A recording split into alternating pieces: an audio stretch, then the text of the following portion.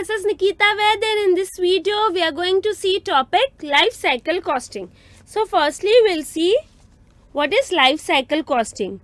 Life cycle costing involves identifying costs and revenues over a product's life. That is inception to decline. Life cycle costing क्या है, क्या involve करता है, पूरी product की life में कॉस्ट और रेवेन्यू आइडेंटिफाई करना, मतलब इंसेप्शन से डिक्लाइन तक, मतलब जब वो प्रोडक्ट मार्केट में आया तब से लेकर जब वो प्रोडक्ट खत्म हो गया तब तक के पूरे के पूरे कॉस्ट और रेवेन्यू आइडेंटिफाई करना, राइट। ये क्यों करना है, क्योंकि सपोज एक प्रोडक्ट की लाइफ कितने ईयर्स की है, 5 ईयर्स की। हमने 1 साल बाद क्या देखा कि उसमें जो कॉस्ट लगा है वो एक्सीड कर रहा है उसके रेवेन्यू से, तो हमें तो लगेगा कि वो प्रोडक्ट लॉस दे रहा है, उसको बंद कर दो। लेकिन हम ओवर पूरी लाइफ देखेंगे, प्रोडक्ट की लाइफ 5 साल, तो 5 साल के रेवेन्यू इज एक्सीडिंग 5 साल की कॉस्ट। तो is the product profitable? Yes. 1 साल में भले ही कॉस्ट ज्यादा लग गई, स्टार्टिंग में कुछ एक्सपेंसेस लगे होंगे, रेवेन्यू से ज्यादा हो गई कॉस्ट, लेकिन over whole life of 5 years cost कम है और रेवेन्यू इज एक्सीडिंग कॉस्ट। मतलब 5 ईयर्स के रेवेन्यू को 5 ईयर्स के कॉस्ट से कंपेयर किया तो revenue is exceeding the cost, right. हमको बेसिकली पूरे प्रोडक्ट की लाइफ साइकिल में देखना है कि कॉस्ट कितना है और रेवेन्यू कितना है और फिर कंपेयर करना है। हर एक प्रोडक्ट की एक लाइफ होती है और हर एक प्रोडक्ट की एक लाइफ साइकिल होती है। What is life cycle ma'am? Product life cycle, product life cycle होती है कि हर एक प्रोडक्ट 4 फेसेस के थ्रू जाता है। कौन सा? Introduction, growth, maturity and decline. इनके ड्यूरेशन अलग अलग हो सकते हैं कि ठीक है, इंट्रोडक्शन फेज में कुछ प्रोडक्ट्स कुछ मंथ्स रहते हैं, कुछ प्रोडक्ट्स कुछ ज्यादा मंथ्स रहते हैं, कुछ प्रोडक्ट 1 साल भी रह सकते हैं। वैसे ही ग्रोथ, मैच्योरिटी और डिक्लाइन फेज के भी टाइमिंग अलग अलग हो सकती है, कुछ महीने रहते हैं, कुछ साल रहते हैं, लेकिन हर एक प्रोडक्ट इन चारों फेसेस के थ्रू जाता है। कौन से 4 phase? Introduction, growth, maturity and decline. आप देखिए ये एनुअल सेल्स वॉल्यूम है वाई एक्सिस पे और ये क्या है? टाइम है। इंट्रोडक्शन फेज पे जब हमने प्रोडक्ट लॉन्च किया तब क्या होगा? सेल्स वॉल्यूम कम होगा। ग्रोथ फेज में सेल्स वॉल्यूम बढ़ेगा। मैच्योरिटी फेज पे पीक पे आ जाएगा और डिक्लाइन होना चालू होगा, और डिक्लाइन फेज पे डिक्रीज होगा सेल्स, राइट। बेसिकली इंट्रोडक्शन में कम, ग्रोथ में ज्यादा, मैच्योरिटी में मैक्सिमम और डिक्लाइन में डिक्रीज होना चालू हो जाएगा सेल्स। ये क्या है? ये है प्रोडक्ट लाइफ साइकिल। हर प्रोडक्ट इसी लाइफ साइकिल से जाता है, चाहे कुछ भी हो जाए, ये लाइफ साइकिल होती ही है प्रोडक्ट की, राइट। तो क्या होता है कि हर एक स्टेज में कैरेक्टरिस्टिक्स हैं और स्ट्रेटेजीज हैं। हम आगे क्या देखने वाले? हर एक स्टेज की कैरेक्टरिस्टिक और स्ट्रेटेजी। मैम ये क्या है? देखिए, कोई प्रोडक्ट आके तो नहीं बोलने वाला ना कि एक्सक्यूज मी मैम मैं ग्रोथ फेज में हूँ, तो मुझे कैसे पता चलेगा कि वो प्रोडक्ट ग्रोथ फेज में? उसके कुछ कैरेक्टरिस्टिक है, अगर ये सारे कैरेक्टरिस्टिक्स में राइट टिक है तो क्या मतलब वो ग्रोथ फेस है, और फिर हम अकॉर्डिंगली स्ट्रेटेजी अप्लाई करेंगे जिससे क्या हम ज्यादा से ज्यादा प्रॉफिट और अर्न कर पाए उस स्टेज पे, राइट। जैसे मैच्योरिटी फेस, आप देखेंगे कोई आके नहीं बोलेगा ना मैम मैं मैच्योरिटी फेस पे हूँ, आप देखेंगे अच्छा ये कैरेक्टरिस्टिक है, मतलब ये मैच्योरिटी फेस में है तो ये स्ट्रेटेजी अप्लाई करेंगे तो हमारा रेवेन्यू बढ़ेगा, प्रॉफिट बढ़ेगा या फिर स्टेबल रहेगा प्रोडक्ट, जो भी, right. So this is product life cycle costing. अब हम देखेंगे first introduction phase. Introduction stage क्या होता है? इंट्रोडक्शन फेज ये होता है कि आपने लॉन्च किया है प्रोडक्ट मार्केट में, अभी कस्टमर्स अवेयर नहीं है उस प्रोडक्ट के बारे में, तो प्रॉफिट ज्यादा अर्न नहीं होगा और हमारा मार्केट शेयर भी ज्यादा नहीं रहेगा। क्यों? क्योंकि हमने जस्ट लॉन्च किया है, हमको बहुत प्रमोशनल एक्टिविटीज करनी पड़ेगी ताकि क्या हो, कस्टमर्स अवेयर हो हमारे प्रोडक्ट के बारे में। कंपटीशन भी ज्यादा नहीं रहेगा, जस्ट लॉन्च ही हुआ है वो प्रोडक्ट, तो कंपटीशन भी ज्यादा नहीं रहेगा, सिर्फ बेसिक वर्जन रहेगा कॉम्पिटिटर्स के पास उस प्रोडक्ट का, ज्यादा कंपटीशन नहीं रहेगा, राइट। सो कैरेक्टरिस्टिक्स देखते हैं हम। कैरेक्टरिस्टिक्स है इंट्रोडक्शन स्टेज के, decision about product branding, packaging and labelling, क्योंकि हम लॉन्च कर रहे हैं ये प्रोडक्ट तो प्रोडक्ट ब्रांडिंग, पैकेजिंग और लेबलिंग का डिसीजन लेना है। High distribution and promotional expenses, promotion पे ज़्यादा एक्सपेंस होगा क्योंकि कस्टमर्स अवेयर नहीं है, हमको प्रमोशन एडवर्टाइजिंग करनी पड़ेगी ताकि लोगों को पता चले इस प्रोडक्ट के बारे में, और डिस्ट्रीब्यूशन की भी हाई एक्सपेंसेस होंगे। प्रॉफिट्स आर लो और negative due to low initial volume, अभी लोगों को पता ही नहीं है प्रोडक्ट के बारे में तो खरीदेंगे कैसे, तो वॉल्यूम कम सेल हो रहा है इसीलिए प्रॉफिट नेगेटिव या कम ही रहेंगे।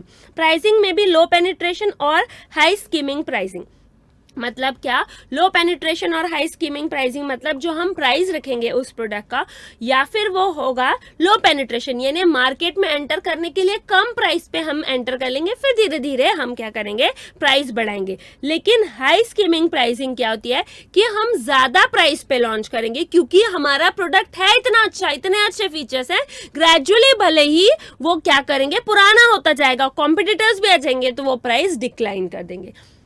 मैम जैसे कि हाई स्कीमिंग प्राइसिंग का एक एग्जांपल बताओ, जैसे कि कोई भी नया फोन, स्मार्टफोन लॉन्च होता है तो वो हाई प्राइस पे लॉन्च होता है, उसमें क्योंकि नए नए फीचर्स रहते हैं, लोग खरीदते हैं और धीरे धीरे वैसे ही फीचर्स के और फोन भी आने लगते हैं तो इसका प्राइस कम होता जाता है। और लो पेनिट्रेशन में तो सिंपल है कि आपको मार्केट शेयर ग्रैब करना है तो कम प्राइस पे लॉन्च करो। Use efforts to attract various marketing channels, आपको बहुत सारे मार्केटिंग चैनल्स अट्रैक्ट करने हैं इसलिए आपको काफ़ी एफर्ट्स देने पड़ेंगे।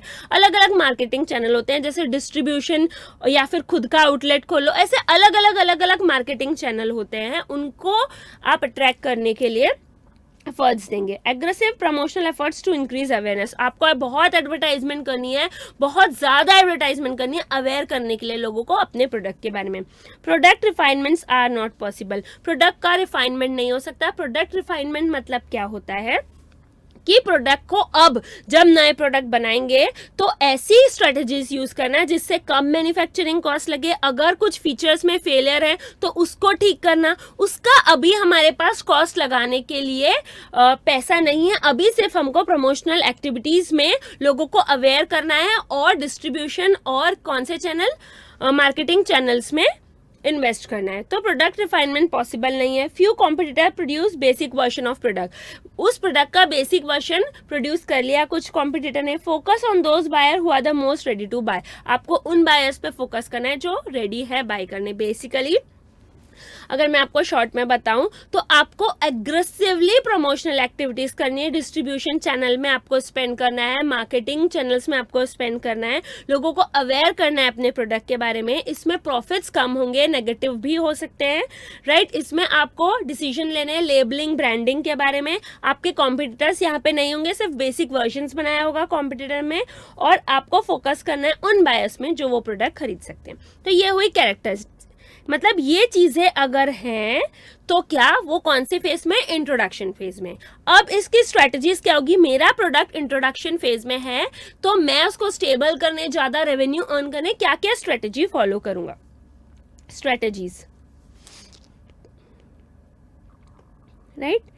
Attractive customers by raising awareness of the product through promotional activity, आपको अट्रैक्ट करना है कस्टमर, क्योंकि आपने लॉन्च किया प्रोडक्ट, कस्टमर को आपके प्रोडक्ट के बारे में नहीं पता तो उनको अट्रैक्ट करेंगे कैसे, प्रमोशनल एक्टिविटीज के through. Inducing customers to try and buy the product, एक स्ट्रेटेजी क्या हो सकती है, आपका नया प्रोडक्ट है, कोई कस्टमर क्यों लेगा आपका प्रोडक्ट। देखिए मिंत्रा ने भी निकाला है ट्राई एंड बाय, आप प्रोडक्ट बुला लेते हैं, उसमें 2-3 प्रोडक्ट और ट्राई करते हैं, उसमें से एक लेते हैं, बाकी वापस कर सकते हैं। मतलब ट्राई एंड बाय, पहले आप ट्राई करो फिर खरीदो, पहले इस्तेमाल करें फिर विश्वास करें, राइट। सो आपने जब नया वो प्रोडक्ट निकाला है तो कोई आपका ऐसे ही नहीं ले लेगा आंख बंद करके कि अच्छा इसने लॉन्च किया, चलो चलो भीड़ इकट्ठी होगी। आपको देना पड़ेगा कस्टमर को ये प्रिविलेज कि वो ट्राई करे फिर खरीदे। नाउ स्ट्रेंथनिंग और expanding channel and supply chain relationship, आपको क्या करना है, स्ट्रेंथन करना है चैनल्स को, मार्केटिंग चैनल को, डिस्ट्रीब्यूशन चैनल को और सप्लाई चेन रिलेशनशिप को, राइट। क्योंकि आपने नया अभी लॉन्च किया है तो ज़्यादा से ज़्यादा चैनल्स आप बनाएंगे मार्केटिंग के, डिस्ट्रीब्यूशन के, तो ज़्यादा से ज़्यादा प्रोडक्ट्स बिकेंगे। Building on the availability and visibility of the product that boost channel intermediaries to support the product. आपको क्या करना है कि उसकी अवेलेबिलिटी और विजिबिलिटी बढ़ानी है उस प्रोडक्ट की, मतलब वो प्रोडक्ट अवेलेबल होना ही चाहिए, ऐसा नहीं किसी ने मांगा और आपके पास है नहीं। और विजिबिलिटी हर जगह, जैसे एडवर्टाइजमेंट करते हैं ना अभी सोशल मीडिया, तो फेसबुक खोला वही दिख रहा है, इंस्टाग्राम खोला वही दिख रहा है, जो भी आप खोल रहे हैं सोशल मीडिया, न्यूज़पेपर देख रहे हैं वही दिख रहा है। तो विजिबिलिटी बढ़ेगी तो ऑटोमेटिकली जो चैनल के इंटरमीडियरीज हैं वो सपोर्ट करेंगे प्रोडक्ट को, राइट। सो अवेलेबिलिटी और विजिबिलिटी बिल्ड करना है। Setting price in alignment with the competitive realities of the market. आपको ये नहीं करना है कि ये कॉस्ट है प्लस आपका profit is equal to price. आपको क्या करना है, प्राइस अलाइनमेंट में होना चाहिए with competitive realities of the market, कि उस प्रोडक्ट के लिए कितना रुपए देने के लिए तैयार होगा कस्टमर। रियलिटी में जाइए, आप ये मत करिए cost plus profit is equal to price. आप प्राइस डिसाइड करिए, फिर प्रॉफिट मैनेजमेंट डिसाइड करेगा और आप ये कॉस्ट अचीव करने की कोशिश करिए। बेसिकली टारगेट कॉस्टिंग के थ्रू आपको करनी है ये चीज़, क्योंकि आपको रियलिस्टिक प्राइस सेट करने हैं जो अलाइनमेंट हो मार्केट प्राइस से, right. So these are few strategies for introduction phase. So basically strategies क्या है कि प्रमोशनल एक्टिविटीज के थ्रू आप क्या करेंगे, अवेयर करेंगे, ट्राई एंड बाय का ऑप्शन देंगे, आप चैनल्स को स्ट्रेंथन करेंगे, अवेलेबिलिटी और विजिबिलिटी बढ़ाएंगे, और प्राइस क्या होगा मार्केट को देख के रियलिस्टिक प्राइस सेट करेंगे। तो आपने कैरेक्टरिस्टिक्स भी देख लिए और स्ट्रेटजीज भी देख लिए किसकी, ग्रोथ फेज की, इंट्रोडक्शन फेज की।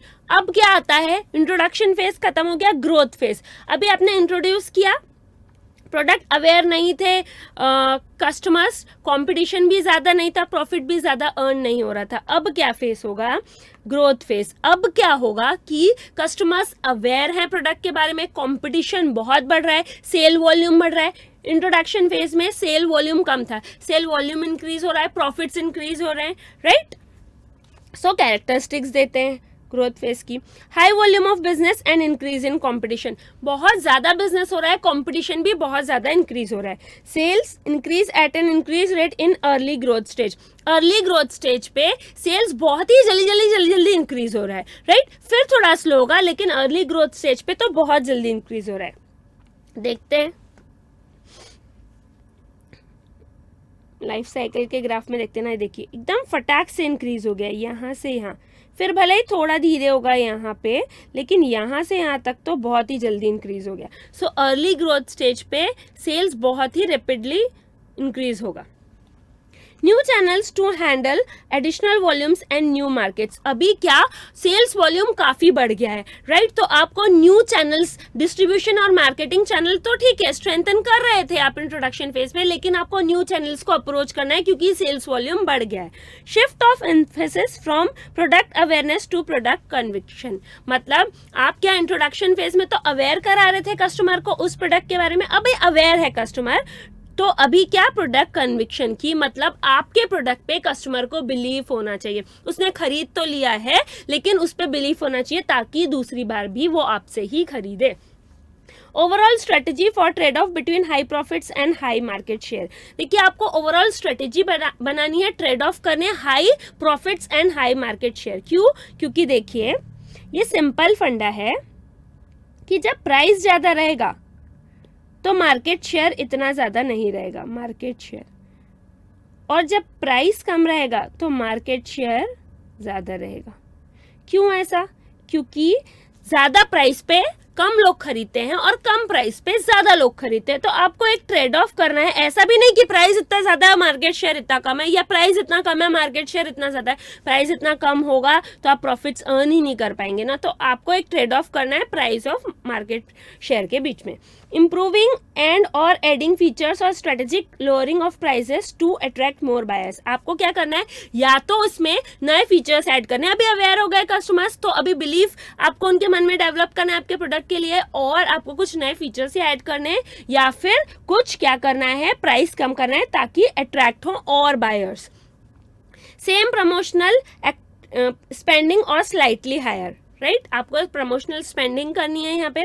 Educating market is main goal, आपको मार्केट को एजुकेट कराना है अपने प्रोडक्ट के बारे में। इंट्रोडक्शन फेज में तो क्या कर रहे थे आप, अवेयर करा रहे थे कि ठीक है ये प्रोडक्ट है, यही नहीं पता था कि ये प्रोडक्ट एग्जिस्ट कर रहा है। अभी इस प्रोडक्ट के बारे में आप अच्छे से बता रहे हैं और क्या कर रहे हैं, उनके मन में बिलीव डाल रहे हैं कि this product is good.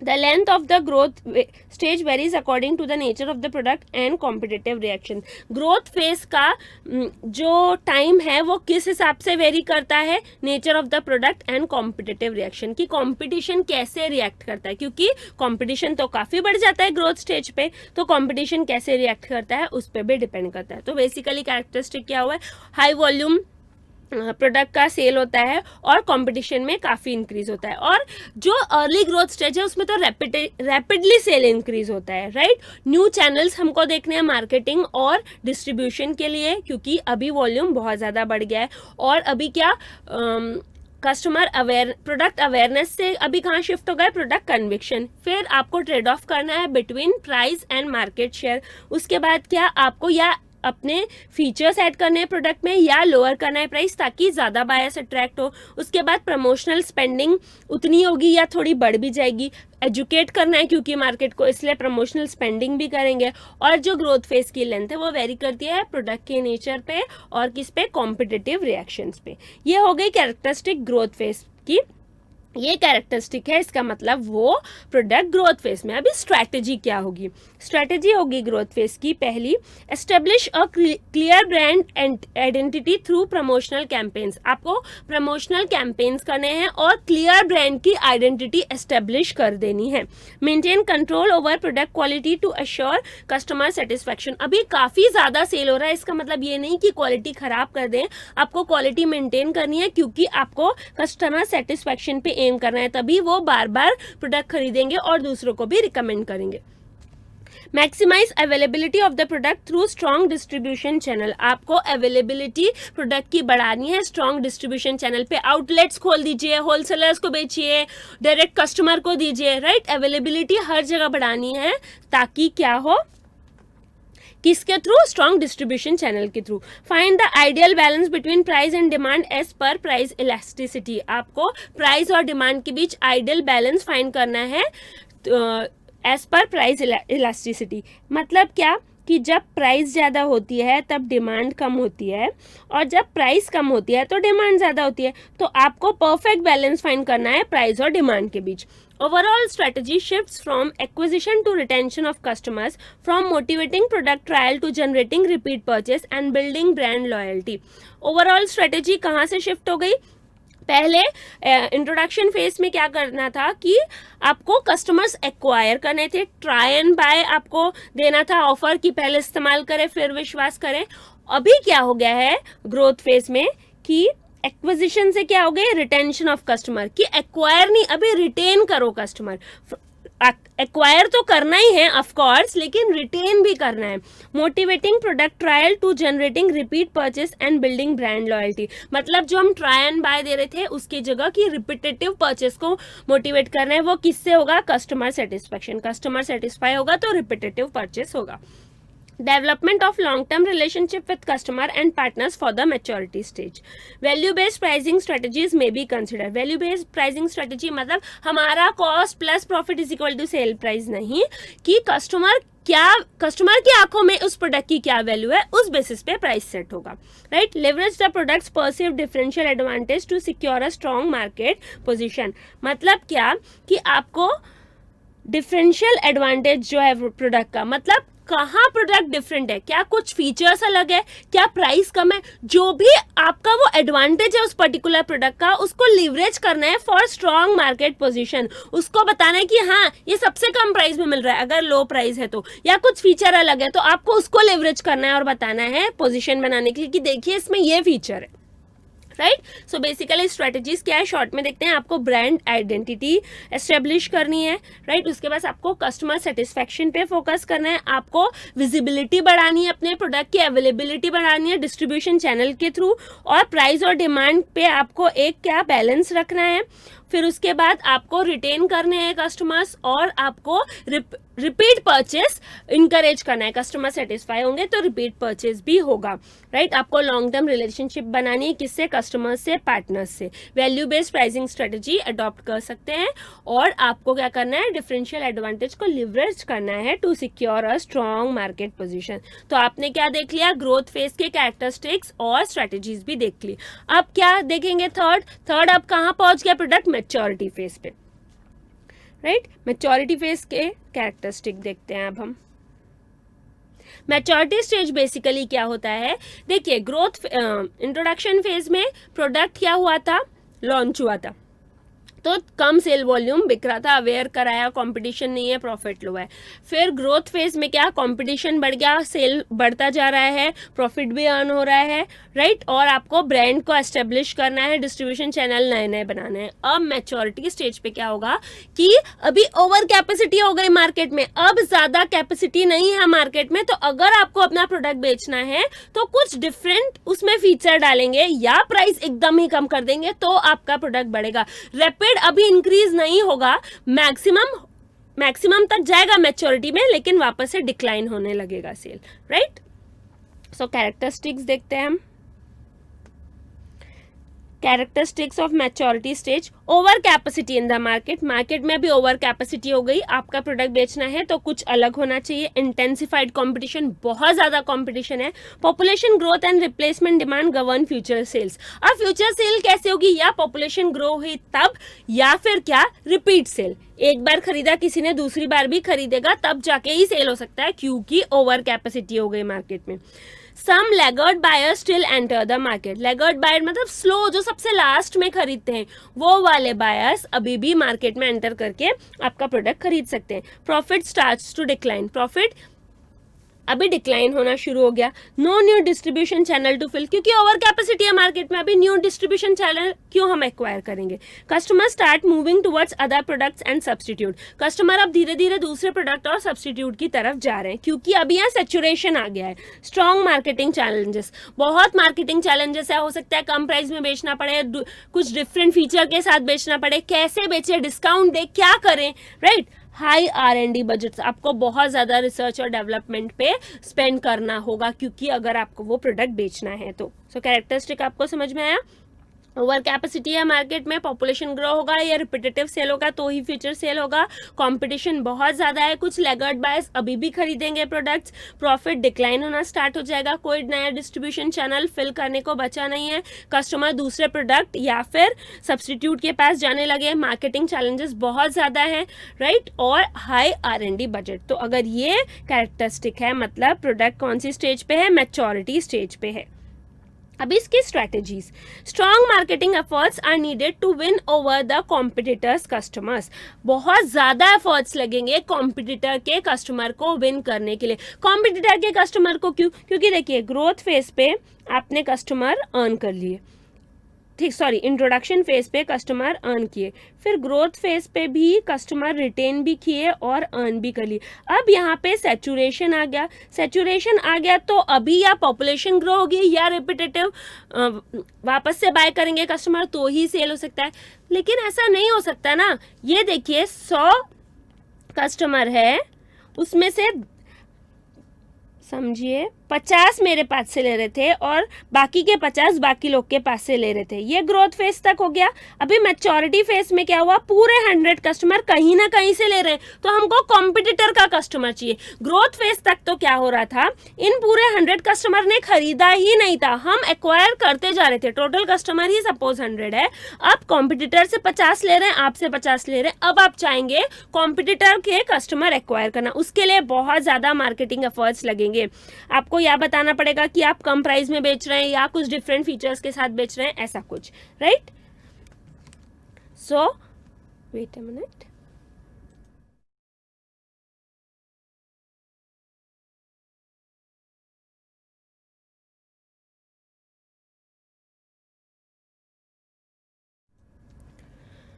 Then second, product features may be improved or enhanced to differentiate product from that of the competitor. आपके product feature या improve या enhance करेंगे ताकि आपका product competitor से अलग होगा, तभी तो लोग, अभी मैं आपको ये जो समझा रही थी एक और बार बताती हूँ कि total customer 100 है, टोटल कस्टमर 100 है, तो अभी इंट्रोडक्शन फेज पे कॉम्पिटिटर और मेरा मिला के, ठीक है, सिर्फ 30 कस्टमर ने प्रोडक्ट खरीदा था।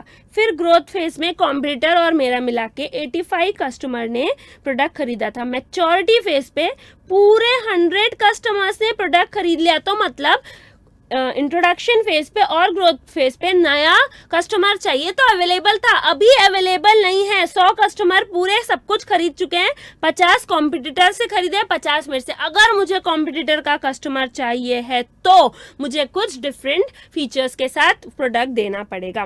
प्राइजेस में have to be reduce to attract the price sensitive customer, right. अगर मुझे सपोज कॉम्पिटिटर का कस्टमर चाहिए है तो मुझे कुछ डिफरेंट फीचर देना पड़ेगा, या वो कस्टमर प्राइस सेंसिटिव है तो क्या करना पड़ेगा, प्राइस रिड्यूस करना पड़ेगा, डिस्काउंट देना पड़ेगा कुछ, राइट, क्योंकि वो कस्टमर क्या है, प्राइस सेंसिटिव है। कम पे देंगे, कम रुपए में तो वो आपसे ले लेगा। Various sales promotion incentives are necessary for the consumer as well as dealers to maintain their interest in the product, right. आपको बहुत सारे इंसेंटिव देने पड़ेंगे कंज्यूमर्स को भी और डीलर्स को भी, ताकि प्रोडक्ट में इंटरेस्ट उनका बना रहे। Distribution becomes more intensive and incentives may be offer to encourage product over competing products. मतलब क्या, डिस्ट्रीब्यूशन ज़्यादा इंटेंस हो जाएगा, क्योंकि अब आपको कॉम्पिटिशन करना है, दूसरे के कस्टमर एक्वायर करना है, तो डिस्ट्रीब्यूशन ज़्यादा इंटेंसिव हो जाएगा। और इंसेंटिव्स ऑफर कर सकते हैं कि to encourage product over competing products. मतलब वो डिस्ट्रीब्यूटर, सपोज वो चैनल, वो पर्टिकुलर डिस्ट्रीब्यूटर दोनों के प्रोडक्ट बेच रहा था, कॉम्पिटिटर के भी और मेरे भी, तो मैं उसको बोलूंगी कि ये इंसेंटिव रखो और मेरे प्रोडक्ट को ज़्यादा प्रायोरिटी दो, राइट। सो स्ट्रैटेजी क्या हो सकती है, पहली ये कि स्ट्रॉन्ग मार्केटिंग एफर्ट्स लगाने हैं आपको, क्योंकि आपको कॉम्पिटिटर का कस्टमर अर्न करना है। दूसरा कि आपको कुछ डिफरेंट फीचर देने हैं।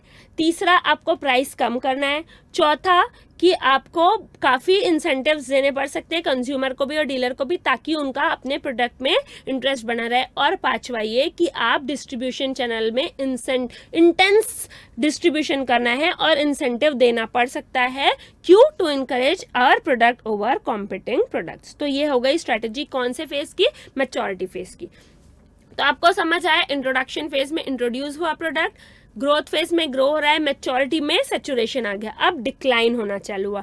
डिक्लाइन फेज में क्या हो गया कि बहुत ही कम प्रोडक्ट बिकेंगे या फिर बिकेंगे भी नहीं, राइट, ये भी हो सकता है। प्रॉफिट एकदम ही कम होगा या हो सकता है हो ही नहीं, राइट।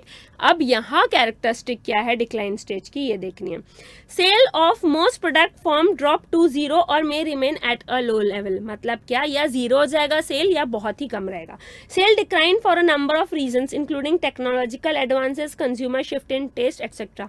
ये डिक्लाइन स्टेज क्यों आया, ये सेल डिक्रीज क्यों हो रही है, क्योंकि या टेक्नोलॉजी एडवांस हो गई है या टेस्ट चेंज हो गया है लोगों का, बहुत सारे कारण हो सकते हैं। जैसे टेक्नोलॉजी, जैसे स्मार्टफोन्स ही देख लीजिए, पहले नोकिया इतना चलता था, स्मार्टफोन्स आए, नोकिया का सादा वाला फोन, तो क्या हुआ, डिक्लाइन हो गया वो सादे वाले फोन और सब कहाँ शिफ्ट हो गए, स्मार्टफोन पे शिफ्ट हो गए। तो डिक्लाइन तो होना ही है प्रोडक्ट का, फॉरएवर कुछ नहीं चल सकता, इंट्रोडक्शन से डिक्लाइन होना ही है, डिक्लाइन आना ही है, नए आ जाएंगे प्रोडक्ट्स, राइट। तो क्या हो जाएगा, टेक्नोलॉजिकल एडवांसमेंट की वजह से भी हो सकता है या टेस्ट बदल जाता है कस्टमर का। Profit start declining and at times become negative, profit कम होता जाएगा, नेगेटिव भी हो सकता है। Number of organisation producing the products drop, मतलब हमारा कंपटीशन क्या ना, हम कुछ कमा रहे हैं तो दूसरे लोग भी क्यों ही करेंगे ये काम, तो ऐसे ऑर्गेनाइजेशन जो प्रोडक्ट प्रोड्यूस कर रहे हैं वो क्या हो जाएंगे, कम। तो ये चारों कैरेक्टरिस्टिक अगर होगी तो कौन से स्टेज पे, डिक्लाइन स्टेज। इसकी strategy, the product can be maintained in the market by differentiation, keeping low cost for some more time by adding certain new features and finding new uses, right। product कैसे maintain रहेगा market में, differentiation, कुछ different features add करके, cost कम करके, for some more time by adding certain new features and finding new uses, या फिर उसका कुछ न्यू यूज बता के कुछ और टाइम के लिए। डिक्लाइन फेज के बाद ये तो नहीं है कि बहुत चलने वाला है वापस ग्रोथ फेज हो जाएगा, लेकिन कुछ और टाइम के लिए सस्टेन कर सकते हैं अगर प्रॉफिट मिल रहा है तो, कि क्या कि कुछ अलग फीचर ऐड करके, कॉस्ट कम करके, या कस्टमर को ये बता के कि इसके ये यूजेस भी हैं। The firm can continue to offer the products to its loyal customer niche segment at a reduced price. Firm क्या अपने लॉयल कस्टमर्स को ये प्रोडक्ट देते रहेगा कैसे प्राइस में, रिड्यूस प्राइस में लॉयल कस्टमर्स को। Firm can even discontinue strategy हो सकती है कि यार सेल्स वॉल्यूम भी कम हो रहा है, प्रॉफिट भी नेगेटिव जा रहा है, डिसकंटिन्यू कर दो प्रोडक्ट को। Use the product as replacement product for launching another new product successfully in the market, या फिर उस प्रोडक्ट को यूज करो ताकि उसके रिप्लेसमेंट में दूसरा नया प्रोडक्ट लॉन्च कर सके मार्केट में। The various marketing decisions in the decline stage will depend on the fact that whether it is being revived or given a new lease of file or left unchanged if it is being liquidated. मतलब क्या, बहुत सारे marketing decisions decline stage पे किस पे depend करेंगे, whether it is being revived, given a new lease of फाइल or left unchange if it is being liquidated. मतलब डिक्लाइन स्टेज पे मार्केटिंग डिसीजन किस पे डिपेंड करेंगे कि उसको रिन्यू करना है, थोड़े दिन और चलने दो ये, या लिक्विडेट करना है, या नए फीचर्स दे रहे हैं, या लो कॉस्ट पे बेच रहे हैं, मार्केटिंग डिसीजन उस पे डिपेंड करेंगे। द प्राइस में बी मेंटेन और रिड्यूस ड्रेस्टिकली इफ लिक्विडेटेड, अगर लिक्विडेट हुआ तो प्राइस या फिर क्या करेंगे, मेंटेन रखेंगे, या फिर काफी ड्रेस्टिकली क्या कर देंगे, रिड्यूस कर देंगे। तो ये स्ट्रेटेजीज कौन से फेस की है, डिक्लाइन फेस की है, राइट। तो हमने स्टार्ट कहाँ से किया, लाइफ साइकिल कॉस्टिंग। उसमें हमने क्या बोला कि हम आइडेंटिफाई करेंगे कॉस्ट और रेवेन्यू पूरे प्रोडक्ट की लाइफ के, क्योंकि एक साल में हो सकता है कॉस्ट एक्सीड रेवेन्यू, तो हम पूरे लाइफ के कॉस्ट और रेवेन्यू को आइडेंटिफाई करेंगे और देखेंगे कि रेवेन्यू कितना है टोटल लाइफ का और कॉस्ट कितना है पूरे लाइफ का, राइट। क्योंकि हमको शॉर्ट टर्म नहीं देखना है, पूरे लाइफ में देखना है प्रोडक्ट के। फिर हमने क्या देखा, प्रोडक्ट लाइफ साइकिल क्या होता है। प्रोडक्ट लाइफ साइकिल में 4 फेज होते हैं, इंट्रोडक्शन, ग्रोथ, मैच्योरिटी और डिक्लाइन। हमने चारों फेजेस के क्या देखे, कैरेक्टरिस्टिक्स देखे, ये कैरेक्टरिस्टिक है तो ये प्रोडक्ट इस फेज में है, और क्या देखे, स्ट्रैटेजीज, राइट। चारों फेजेस में स्ट्रैटेजीज भी देखी हमने। बेसिकली मैं आपको नॉर्मल बता दूं तो फटाफट इंट्रोडक्शन फेज से हम स्टार्ट करते हैं। इंट्रोडक्शन फेज में क्या होता है कि अवेयरनेस नहीं, लॉन्च हुआ प्रोडक्ट तो कस्टमर्स को अवेयरनेस नहीं रहती प्रोडक्ट के बारे में, राइट। तो हमको कस्टमर्स को अवेयर कराना है। कंपटीशन नहीं रहता ज़्यादा, सिर्फ कुछ कॉम्पिटिटर ने बेसिक वर्जन प्रोड्यूस किया होता है।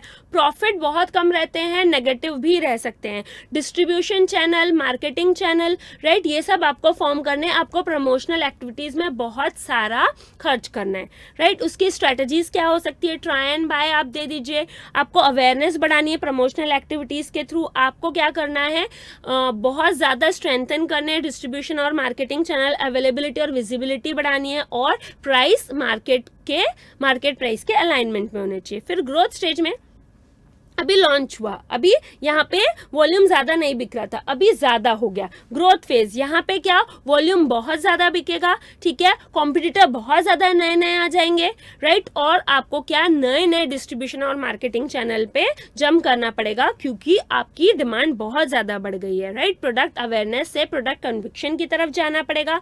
कुछ आपको प्राइस कम करनी पड़ेगी, या फिर आपको फीचर्स ऐड करने पड़ेंगे नए बायर्स अट्रैक्ट करने के लिए, काफ़ी एजुकेट करना पड़ेगा मार्केट को, राइट। ये सब है ग्रोथ फेज।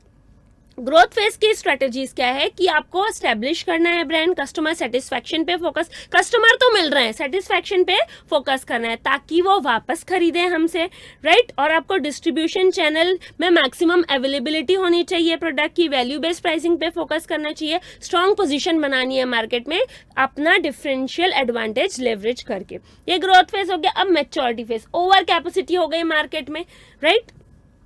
ओवर कैपेसिटी हो गई मार्केट में, बहुत कंपटीशन है। अगर अब पॉपुलेशन ग्रो किया या फिर रिपीटेड परचेस है तो ही सेल हो सकता है। अब आपको कॉम्पिटिटर का कस्टमर ग्रैब करना है, इसके लिए हैवी मार्केटिंग करनी पड़ेगी। कुछ लैगार्ड बायर्स अभी भी एंटर करेंगे, मतलब स्लो, जो लास्ट में खरीदते हैं वो बायर्स, प्रॉफिट डिक्लाइन होना शुरू हो जाएगा। कोई नया डिस्ट्रीब्यूशन चैनल फिल नहीं करेंगे क्योंकि ओवर कैपेसिटी है मार्केट में, कस्टमर दूसरे प्रोडक्ट की तरफ जाएंगे, राइट।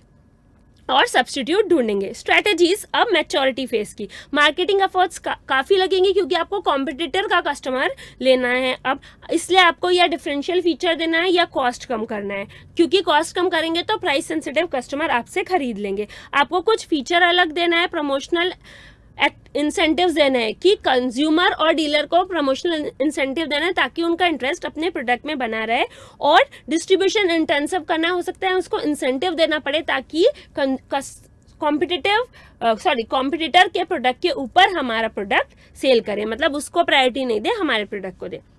अब ये हो गया मैच्योरिटी फेज। आ गया अभी डिक्लाइन स्टेज पे क्या होगा?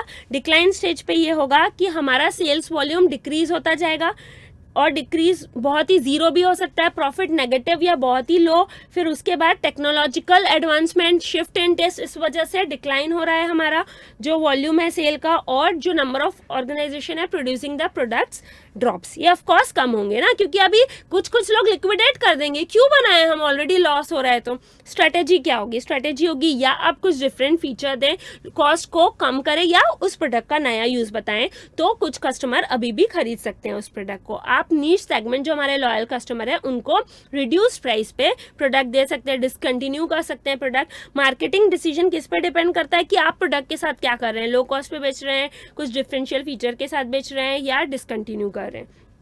और वो जो प्रोडक्ट है वो कैसे यूज हो सकता है? As a replacement product for launching something new in the market, और प्राइस में भी मेंटेन या फिर ड्रास्टिकली रिड्यूस हो सकता है अगर लिक्विडेट हुआ तो हो सकता है बहुत ही नॉमिनल प्राइस पे उस प्रोडक्ट को बेच के खत्म कर दिया जाए, फालतू रखा रहेगा, राइट। तो ये क्या हो गई? 4 स्टेज हो गई प्रोडक्ट लाइफ साइकिल की, हमने ये देख लिया। अब हम नेक्स्ट वीडियो में देखेंगे कैरेक्टरिस्टिक्स और बेनिफिट्स लाइफ साइकिल कॉस्टिंग के। इसमें आपको कोई भी डाउट हो please feel free to ask. Bye bye.